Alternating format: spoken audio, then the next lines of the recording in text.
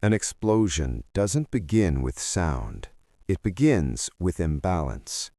Before dawn broke today, jets and missiles streaked across the skies over Iran.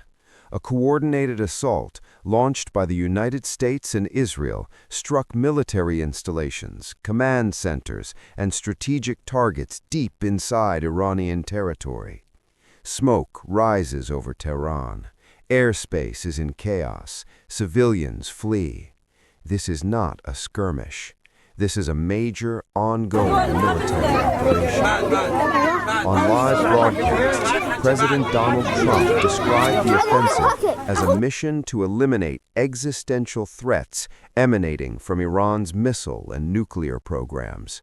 He urged the Iranian people to rise and take control of their own destiny. Iran did not respond with silence. Within hours, Iran's armed forces launched retaliatory strikes, firing ballistic missiles and drones toward Israel and U.S. military bases across the Middle East. Saudi Arabia, Bahrain, Kuwait, and the UAE reported impacts. No one expected this sudden surge, not yesterday, not last week, and certainly not months ago, when global focus was elsewhere, on economic shifts, trade battles, and the lingering echoes of the war in Ukraine. Yet here we are. A new chapter has begun, and the world is watching. Not just because war has flared again, but because this conflict is not isolated. It connects to a broader struggle, a modern Cold War of influence between the United States and a rising coalition of adversaries. A confrontation not just in the Middle East, but across oceans and continents. And today, Iran has become one of the first battlefields. But to understand why, we have to go deeper. 2 decades after the original Cold War faded into history, the world is quietly polarizing again, not along ideology alone, but along strategic economic blocs. On one side stands the United States, with its network of NATO allies, dominant financial institutions, and military footprints spanning the globe. On the other side, a different axis, a constellation of powers often aligned in opposition to Washington's strategic perimeter: China, Russia, and Iran. This axis is not an official alliance. It is not codified in treaties, but it is emerging in behavior. Consider this. China and Russia have increasingly aligned their diplomatic and military strategies, from joint military drills to coordinated political messaging, from shared energy deals to mutual resistance against Western sanctions. Iran, historically isolated by Western pressure, has grown closer to both Moscow and Beijing. Military cooperation, political support, economic lifelines. The same nations that condemned the 2025 strikes against Iran, Russia, and China, now publicly oppose the latest U.S.-Israeli offensive. Moscow called it unprovoked aggression. Beijing expressed deep concern. This is more than regional conflict. This is global fragmentation. And when global fragmentation meets military escalation, the risk of a new Cold War becomes more than an abstract concept. It becomes a lived reality. To understand how we reached this moment, we must rewind slightly.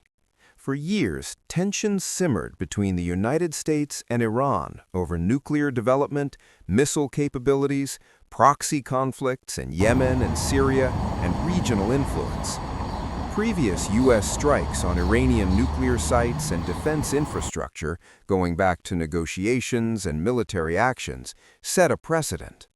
Iran, in turn, developed asymmetric capabilities: ballistic missiles, drone warfare, proxy networks, designed to impose costs on any adversary that tries to constrain it. What changed just now was not only the military action itself, it was the scale of it. This is not a limited operation. It is branded a major combat operation by the U.S., conducted with Israeli forces and supported by strategic messaging from Washington and Tel Aviv. Iran's response was not muted, it was forceful. Missiles launched at U.S. bases and Israeli territory. That tells the world two things. One, Iran will not go quietly. And two, the Middle East may no longer be contained as a regional tragedy. It has become a strategic front in a global competition. As the bombs fell, so did diplomatic facades. Moscow immediately condemned the assault, calling it a pre-planned and unjustified act of aggression against a sovereign state. This is significant. Russia is not a bystander.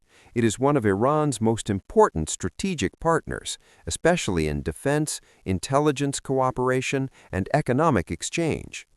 When Russia publicly criticizes U.S. actions, it's not just ideological posturing, it is a geopolitical statement. It signals that Washington's actions are being interpreted as aggressive not just regionally, but within the broader global balance of power. And China, although less vocal militarily, echoed concerns over the strikes and urged restraint. These reactions are not isolated. They form a pattern of nations wary of unilateral military interference and supportive, to varying degrees, of multipolar influence. This is the context in which the label New Cold War begins to feel less like rhetoric and more like reality. Why does this matter beyond the Middle East? Because global power is about leverage, military leverage, but also economic leverage, energy leverage, supply chain leverage, currency leverage. The United States, historically, has held multiple forms of leverage simultaneously: global reserve currency dominance, deep capital markets, technological innovation, extensive military alliances. China and Russia have concentrated on alternative leverage, trade corridors not tied to Western systems, resource partnerships outside U.S. influence, parallel financial networks, strategic energy cooperation. When these systems intersect, as they are doing now, tensions can spill beyond trade disputes into kinetic confrontation, and that is exactly what we are witnessing. The Middle East, once a theater of proxy conflict, has now become a theater of direct power projection, with consequences that ripple far beyond regional borders. Because when the U.S. and Russia criticize each other over military action in Iran, the geopolitical structure itself is shifting. This isn't just another conflict, this is a turning point. Across Europe, leaders reacted cautiously, urging a return to negotiations and restraint, while condemning escalation. In the Arab world, the responses were mixed. Some condemned the violence, others focused on defending their own citizens against fallout. Russia stood firmly against the operation. China called for diplomacy and respect for sovereignty. These reactions highlight a world that no longer moves in unison. Instead, blocs are forming, not always clearly defined, but distinctly present. Economic ties with Western markets are being reconsidered. Supply chains are being diversified. Military alliances are being assessed for relevance in this new era of multipolar tensions. And ordinary citizens around the world, from Lahore to London to Washington, are seeing headlines that just months ago would have seemed unimaginable. War involving major powers, retaliation across borders, diplomacy strained beyond repair. The UN Security Council convenes, nations call for peace, but no easy resolution appears forthcoming. Because this is not just about Iran, this is about power itself. No superpower today wants a world war, but superpowers do not have to fight directly to reshape the world. Economic pressure, strategic alliances, military demonstrations, proxy warfare, cyber operations, currency competition, all are tools in this emerging global contest. And today's strikes in Iran and the responses they've provoked are part of that larger narrative. For the United States, the challenge is maintaining strategic influence without overextension. For China and Russia, the challenge is expanding influence without outright confrontation. For nations caught in between, the challenge is navigating a world where neutrality is increasingly difficult. History will record this moment not merely as another conflict, but as a potential hinge upon which global power relations tilt. The question is not whether the new Cold War is real. The question is, how long will it last, and who will shape its outcome?